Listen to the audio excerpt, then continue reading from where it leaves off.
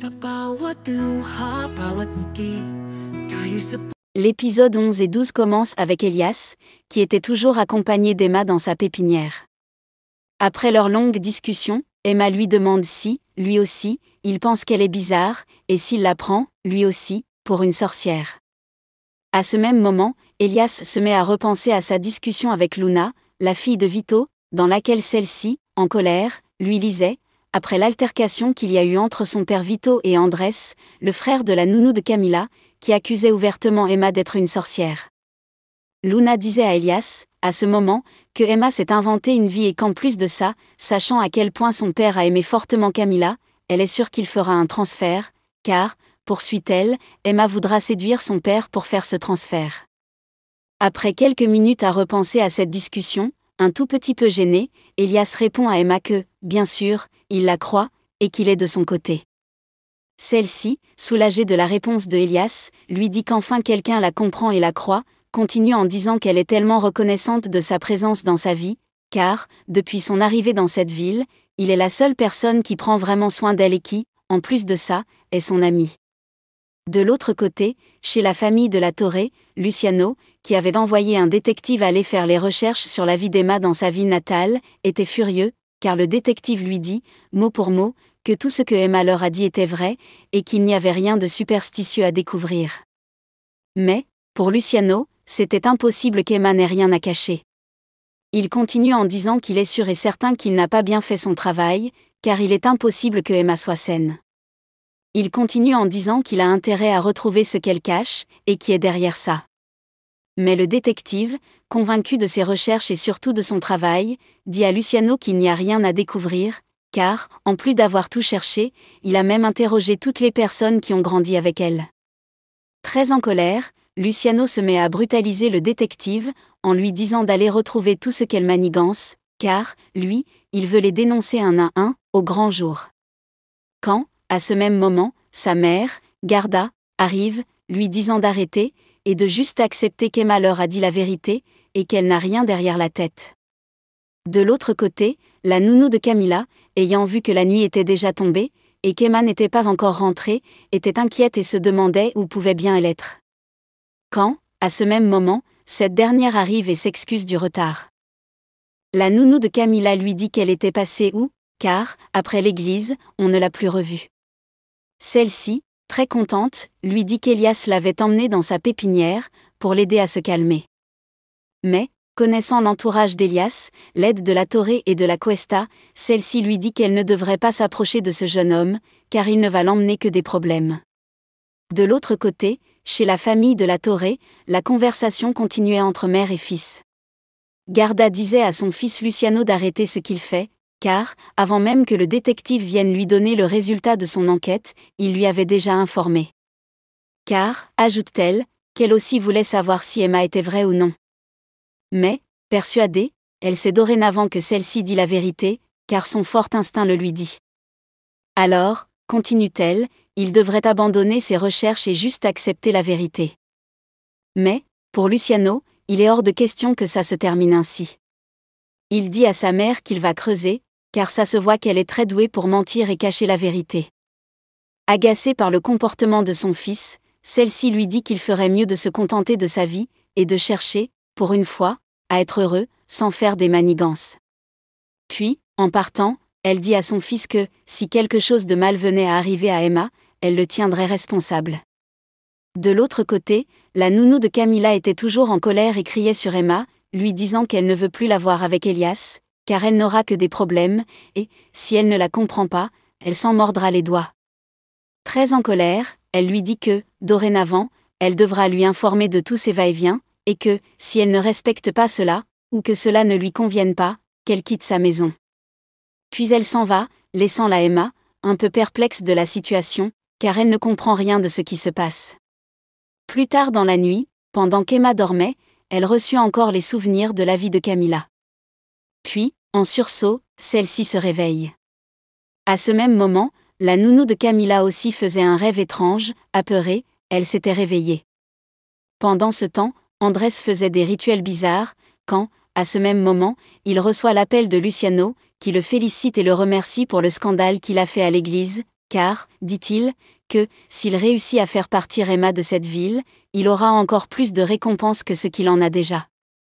Andrés lui dit de ne pas s'inquiéter, car le plan qu'ils ont mis en place, il va l'exécuter avec perfection. Le lendemain matin, Emma, étant partie avec l'assistante de la nounou de Camila, se fait presque agresser du regard par les commerçants, car, pour eux, Emma était une fille possédée et envoûtée, mais pas qu'elle était une sorcière. Gênée par le regard que lui lançaient toutes ces personnes, l'assistante de la nounou de Camila suggère à Emma de rentrer à la maison, pour qu'elle continue de faire les courses, et elles vont se croiser à la maison. Une fois sur le chemin de retour, Emma marchait seule dans la rue, quand, à ce même moment, une voiture se gare.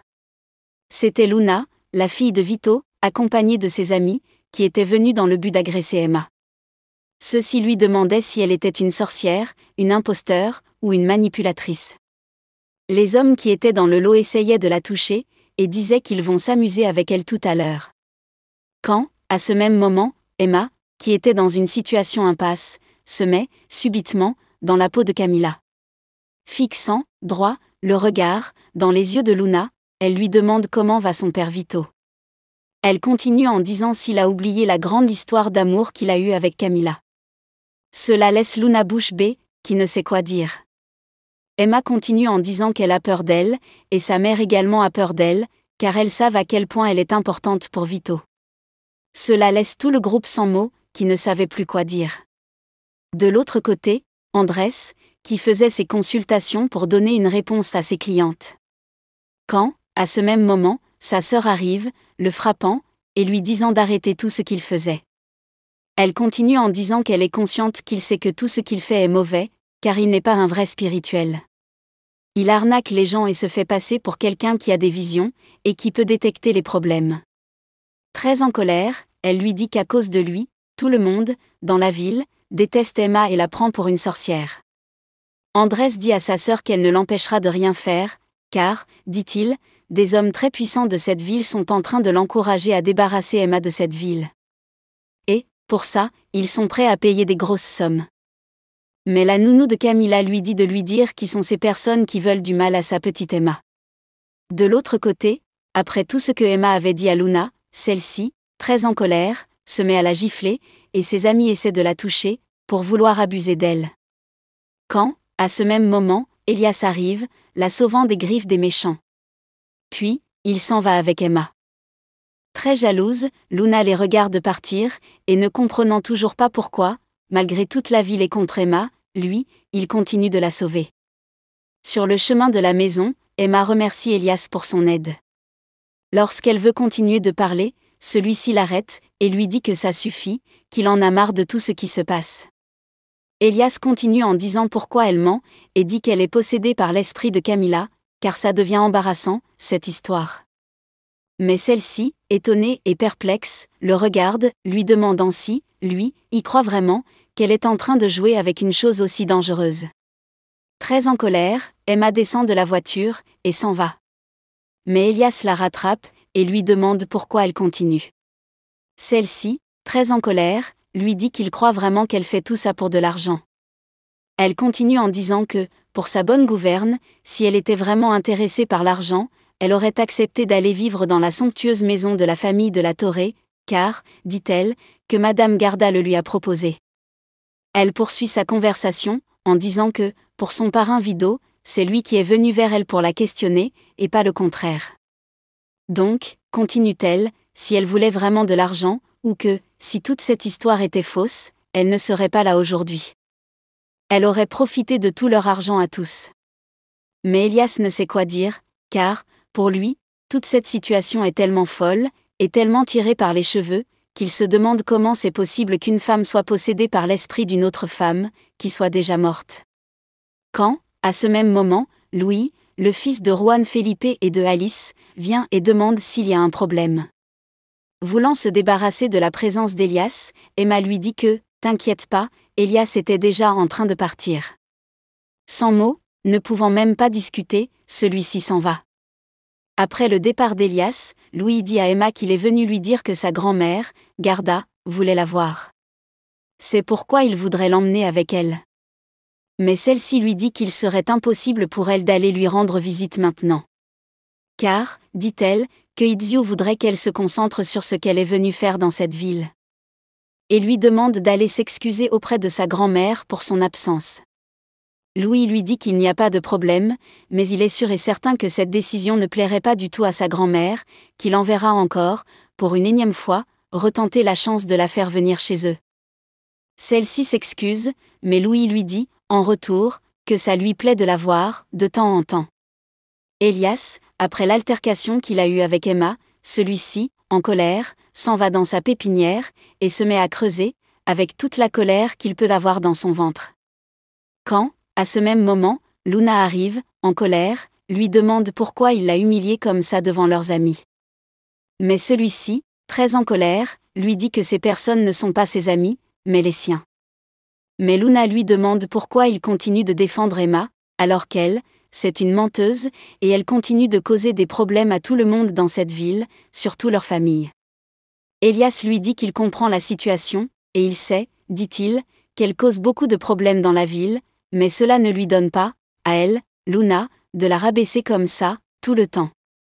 Puis, très en colère, toujours, il dit à celle-ci qu'aujourd'hui il va lui dire pourquoi il la rejette, tout le temps.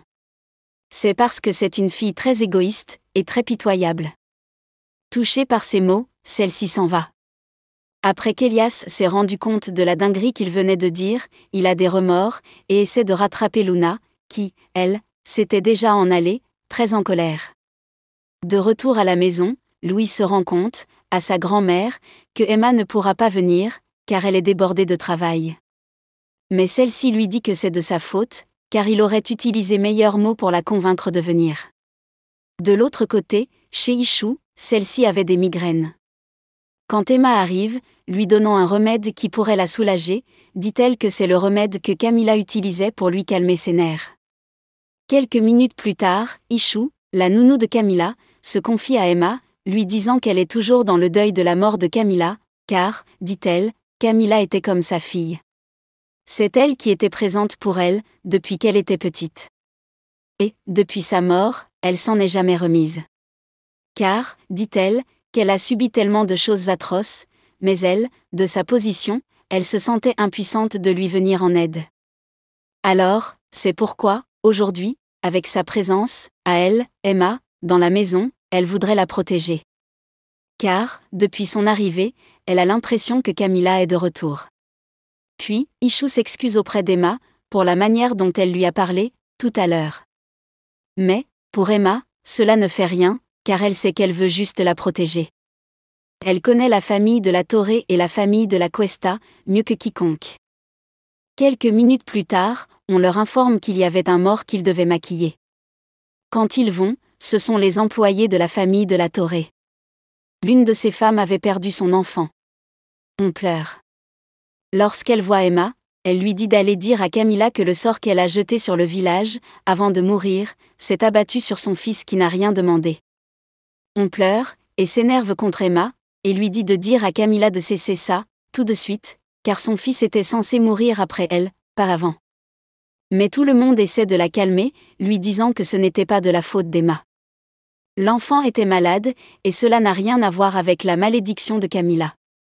Le lendemain, Vito était allé rendre visite, au cimetière, à son frère Javier, puis lui rend compte de tout ce qui se passe, depuis sa mort.